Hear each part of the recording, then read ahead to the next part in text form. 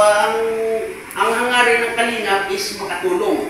Dito po sa Donsol ay mayroon na pong mga napabahayan. Pilar, 4, Imagaan, 3. So may upcoming sa Imagaan na ako yung namumuno niyan.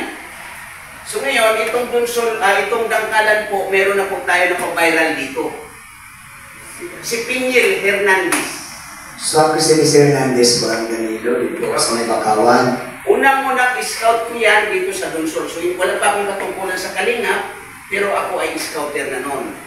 Ngayon, ang malaking nga lang, sinayang ng batang ito. Hindi na si Pinyel? Hindi na, nakipag-relasyon sa isang vlogger din. So ngayon, nawala na sila sa Kalingap, wala na silang Diyos. Okay. So ano yung pangarap niya? Makapag-aral. At nangako sa kanyang tatay na yumao last year, nangako na ipagpapatuloy ang pag-aral at magbibigyan ng magandang kinabukasan ng sarili niya, hindi ng mga kapatid niya. Okay. So nagdahil sa love, nawala ang pangarap. Okay. Nawala. Sige. So ngayon po, ngayon ako ay tinalaga na ambassador ng Donsol. Okay. Donsol, Sorsogon. It means, hindi lang ako sa Donsol. Buong Sorsogon. Ako yung ambassador. Kasi, ang ginagawa ni Kuya Val Santos Matubang ay buong Pilipinas ay magkaroon ng mga landing pads. It means, landing pads yung sisilungan ng mga ambassadors. At pupuntahan nila, Val Santos Matubang, Kalingap Rab, para meron silang permanente na matutulugan o makutuluyan. Hindi na sila maghanap ng mga hotel. So marami ng landing pads ang Pilipinas, nasa 6 na or yata. Kasi may mga dinero kami. Gusto mo lang maraman kung ano concern mo sa Okay, is it to the point po kasi when we're out of running on time. Okay, at least nilalaman po ang sa inyong kay ako baga, yung sa inyong account. May preview ka pa eh. Okay, i-kwanta na. Ano ang katotohanan po? Why yan kasi nagkala? Yun yung question ko. So yun na nga po, papunta na po tayo doon, ano? Sige po.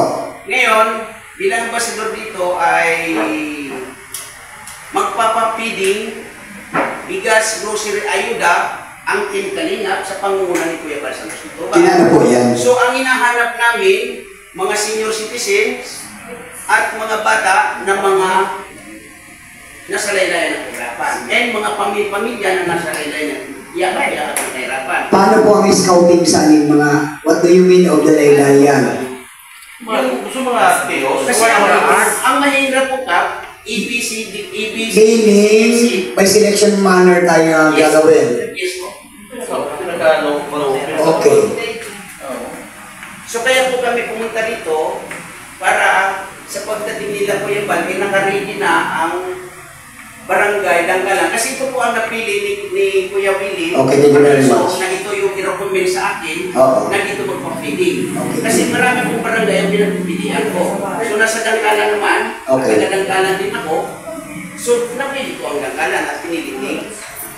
Nakapagplanuhan ng grupo ninyo na dito gawin. Okay. So ngayon, napunta dito para po humingi sa inyo ng yung master list ng mga senior citizen at kayo po nakakalam kung sino yung nasa ibabang i-categorize natin sila. Ano, isi-selection process. Kung sisay talaga, so, kung medyo nakaluwag-luwag naman ang pamilya sa senior, biling tanggalon ka na. Mag-imasi, biling sa Bicol, imasihan. Kagawa yung senior ko din, na maging tara. Tamay imasi process na ginigonsin kita regarding sa selection manner, no? Viewers ka nalang kagawa dyan. Okay, diretso po. So, ang ano po dyan, senior citizens, sige.